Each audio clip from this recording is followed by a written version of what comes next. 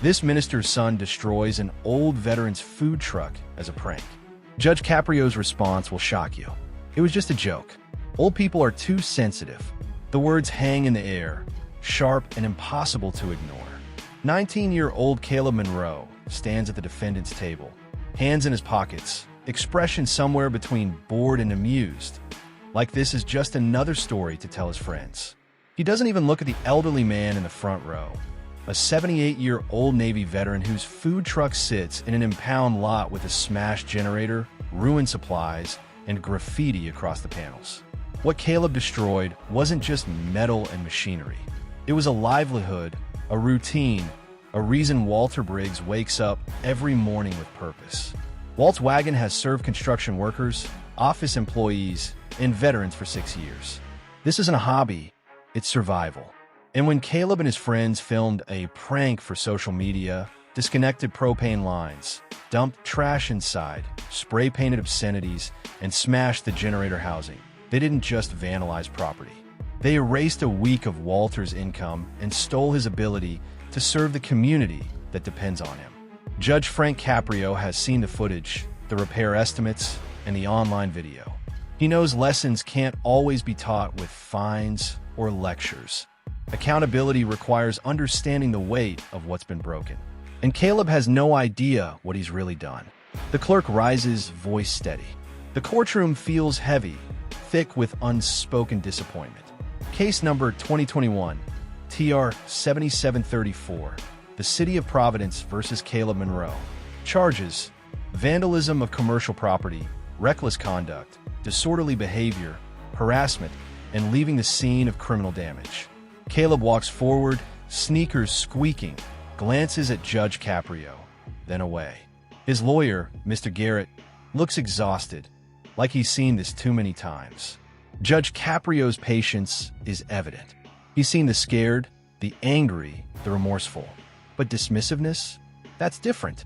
It doesn't recognize harm. Mr. Monroe, he says, voice firm yet calm. Do you understand the charges? Caleb shrugs, casual, bordering on disrespectful. Yeah, I get it, but it wasn't like we burned it down or anything. Judge Caprio leans forward, hands folded. You vandalized a veteran's food truck, destroyed equipment, caused significant financial damage, and filmed it, posted it online. Is that correct? Caleb shifts his weight. It was content. We thought it looked abandoned. Didn't know someone still used it. Caprio's gaze sharpens. The truck was parked legally, with business hours posted. Mr. Briggs left it there overnight. So, what made you think it was abandoned? Caleb hesitates, then shrugs. I don't know. It looked old, rusty, like nobody cared about it. And that gave you permission to destroy it? We were just messing around, making people laugh. It's not that serious. The silence is suffocating.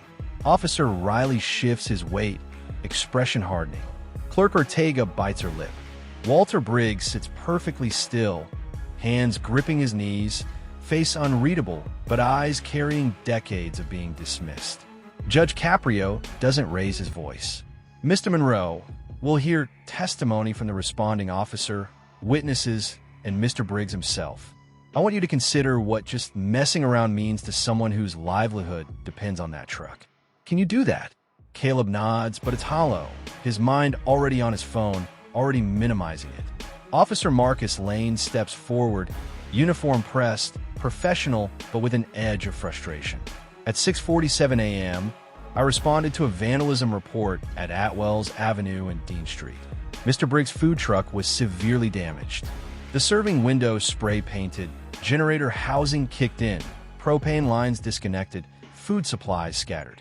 Estimated damage, over $4,200.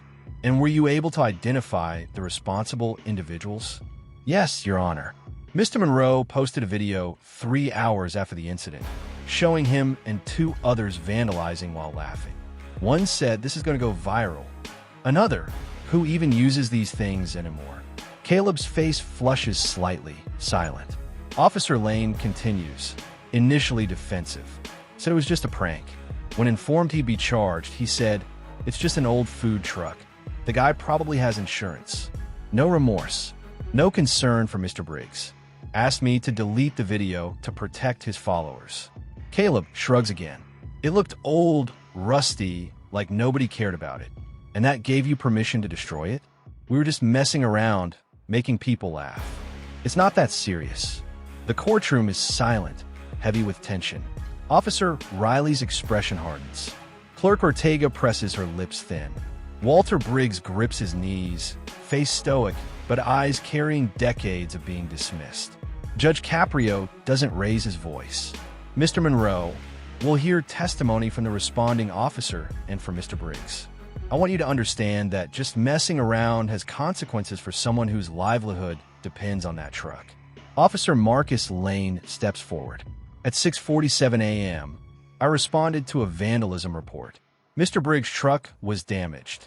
Generator housing kicked in, propane lines disconnected, food supplies scattered, serving windows spray painted. Estimated damage, $4,200. Mr. Monroe posted a video 3 hours later, laughing, bragging online. Caleb shifts, jaw tight, arms crossed defensively. Officer Lane continues. Initially defensive, he said it was just a prank. Said Mr. Briggs probably had insurance. No remorse, no concern. Asked me to delete the video. Judge Caprio sets down his pen. A prank is harmless. What you did was criminal damage. Do you understand that? Caleb whispers. I didn't think about it like that. No, Judge Caprio replies, calm but firm. You prioritize your followers over another human being's dignity. That's not a prank. That's cruelty. Caleb swallows, eyes glistening, beginning to grasp the weight of what he's done. Judge Caprio continues, his voice steady but firm. You will write a formal apology to Mr. Briggs. Thoughtful, reflective, not just I'm sorry. You'll also submit a 1,500-word essay to the court reflecting on this experience. Finally, you'll work with Mr. Briggs for 30 days once the truck is repaired, arriving at 5:30 a.m., helping prep, serving customers, cleaning, and learning what it truly means to build rather than destroy. Caleb nods, voice shaking. Your Honor, I'll do all of it. I promise. I didn't understand before, but I do now. Walter Briggs responds quietly, his words measured. I don't need grand apologies. I need to know you understand that people's work matters, that their purpose matters, and that taking it away, even as a joke, hurts. The first week at the Veterans Food Bank humbles Caleb in ways he hadn't anticipated. He leaves his phone in the car, working alongside volunteers like Rita, who assembles hundreds of meals with care, sharing stories of loved ones who depended on services like this. Each plate he hands out, every story he hears, begins to reshape his understanding. This isn't content. This is real life, real people, real consequences. By the second week, serving veterans like Carl, a Vietnam veteran grateful for every meal, Caleb starts to see what Judge Caprio meant. Responsibility, empathy, and the weight of human dignity cannot be ignored. By the fourth week, Caleb stops checking the clock or thinking about social media. He listens, observes, and begins to see the people around him, the veterans, the volunteers, their stories. Service isn't grand gestures. It's showing up, noticing, caring. His letter to Walter takes weeks to perfect, stripped of all fluff until it reflects genuine remorse and understanding. Destroying the truck wasn't just property damage. It was taking away hope, routine, and dignity. The supervised work begins. Caleb learns every detail, prepping ingredients, serving customers, cleaning equipment. He meets the regulars, Tommy, Maria, James, and sees the difference Walter makes in their lives. By the third week, he arrives early, anticipates needs, and starts caring because he wants to, not because the court ordered it. When Tommy doesn't show, Caleb checks on him, bringing breakfast and listening to his struggles. By mid-October, Caleb completes his community service. Mr. Briggs reports remarkable growth, responsibility, empathy, and work ethic. Caleb voluntarily extended his hours and demonstrated genuine care. On November 6th, he returns to Judge Caprio's courtroom, humble, hands clasped, posture transformed. Restitution paid, community service verified, reflective essay and apology submitted. Caleb has learned the weight of his actions, the value of work, and the dignity in serving others. Supervised work with Mr. Briggs is completed with exemplary performance. Supervisor notes indicate Caleb voluntarily extended his service beyond the required 30 days. Judge Caprio nods, then turns to him. Mr. Monroe, I've read your letter and essay. Marcus tells me you're still volunteering even after completing your hours. Is that true? Caleb nods, eyes bright. Yes, Your Honor. I want to keep helping. I've learned so much from the people there. They've taught me what service actually means. And what have you learned? Caprio asks. That people aren't content. That struggle isn't entertainment. That building something meaningful is harder than tearing it down. But it's what really matters. And every person I meet has a story more important than my ego. Caprio smiles faintly. Those are important lessons. Mr. Briggs, anything to add? Walter steps forward, his quiet dignity unwavering. I received your letter. I watched you work on my truck for 30 days. You showed up, worked hard, cared about my customers, and learned what it means to serve people instead of using them. That matters more than any apology. Caleb's voice shakes. Walt, I'm so sorry for what I did, for how I treated your work and you. You deserve better. I promise I'll spend the rest of my life trying to be worthy of the grace you've shown me. Walter reaches out, and Caleb takes his hand. That's all I can ask for, son, Walter says. Judge Caprio lifts his gavel, but speaks one last time. Mr. Monroe, this case is closed, but I hope the lesson stays with you. The world needs people who build, who serve, who see others as fully human. I believe you can be that person. I believe you already are. The gavel falls softly.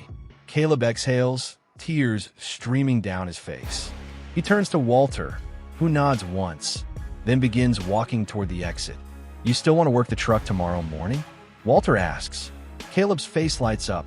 Really? 5:30 a.m. Don't be late. I won't. I promise, Caleb says. They walk out side by side. For the first time in months, Caleb feels like he's finally building something that matters. Not for views or followers, but for the people who show up every morning for a hot meal and a reminder that someone cares. That's the only content that truly counts.